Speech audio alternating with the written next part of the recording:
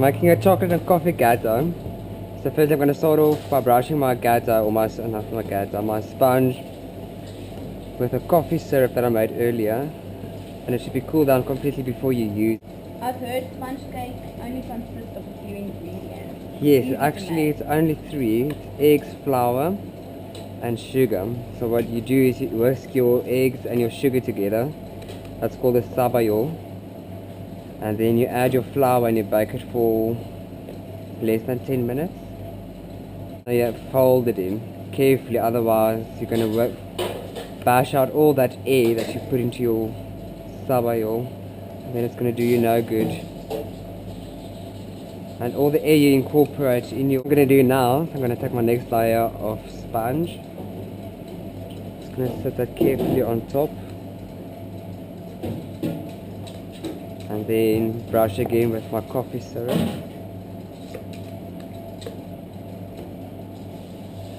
Wow, but this one is a little bit different. We do it on a bain-marie water. Then you whisk your eggs on top of the hot water. And then you soak your gelatine leaves, obviously just to rehydrate it. And then the next step you do is you melt your chocolate. And once the chocolate is melted and your gelatine is rehydrated, you mix the gelatin into your sabayo or your egg mixture. And then you add the two together and you add whipped cream and you fold that in carefully.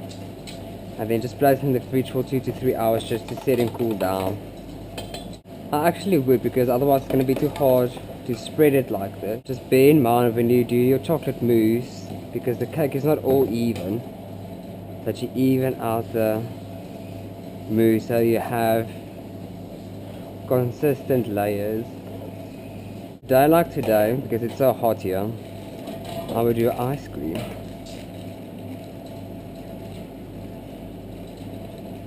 Either coffee ice cream or honeycomb ice cream, which is almost like a caramel ice cream, just to accompany all the flavors of chocolate and the coffee as well.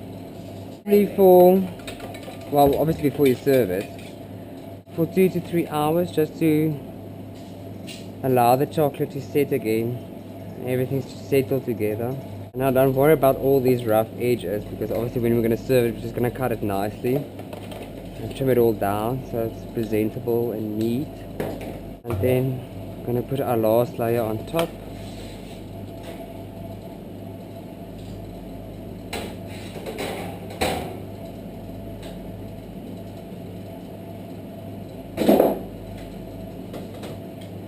And then for our last brush of coffee syrup. And then this I'm going to place in the fridge for at least 3 to 4 hours before I serve it, just so all the layers can melt together and form one. And there we go, this is going to the fridge. Will you open the fridge door for me, please?